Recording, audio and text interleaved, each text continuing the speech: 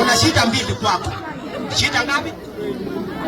Naomba unisikilize, kama utaenda kunifunga au usinifunge ni sawa. Mimi nimejitolea. Jambo la kwanza, sisi ni kabila ya Ruto. Na risasi inapigwa na kabila ya Ruto na unakula mshahara ya Ruto. Itakuwa maneno mbili. Uende au tuanze kuua polisi.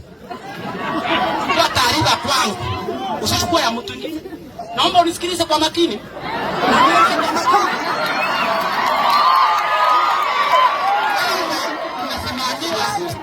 Polisi Kenya mzima. Alafu polisi ameua watu. Nimekuhesabia ya kwanza huko ndani ya pili. Alafu jana 6 imekuwa. Ni polisi ina uniform kama ya kwako. Ana chitri, ana AK, anapiga mtu risasi.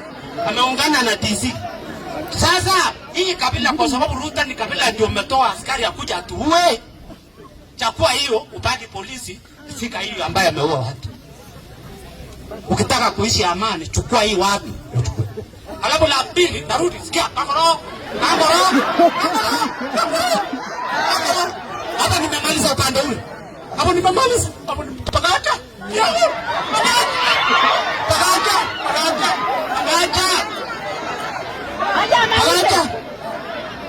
Pagacha. Amatitwa. Ukiwa tundaje kigezo ya chake labda unagelea. Kasa. Hapo kama ndio Kosani kwa mimi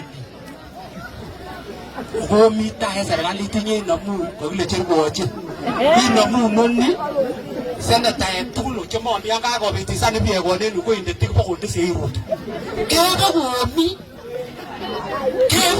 omi fuko ndio bie kwa mtu ya mimi ndio kuna mmoja kitarasa siate kuna nyo serikali we kasko ro kasi ni sene Kasuwi, kimwagiri sasa ya chito.